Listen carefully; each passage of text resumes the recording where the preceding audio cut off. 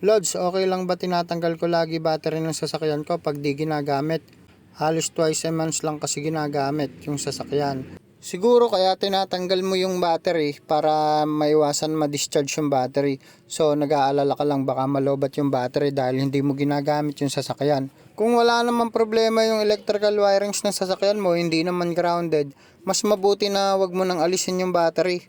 Dahil hindi naman basta-basta malolobat yung battery na yan, lalo na pagka buo pa talaga. Dahil nagagamit mo naman minsan sa isang buwan yung sasakyan mo, nakakargahan yung battery o na-charge naman yun sa alternator. Meron kasing tinatawag na parasitic draw. Ito yung mahinang kuryente na nagpapagana dun sa sasakyan. So kapag matagal yung hindi ginagamit yung sasakyan nyo, kung mapapansin nyo humihina talaga yung battery. Siguro mga 4 to 6 months kapag hindi nyo ginamit yung sasakyan nyo, medyo hihina talaga yung battery. So yun lang guys, maraming salamat po. Sana po yung nakatulong, bye bye.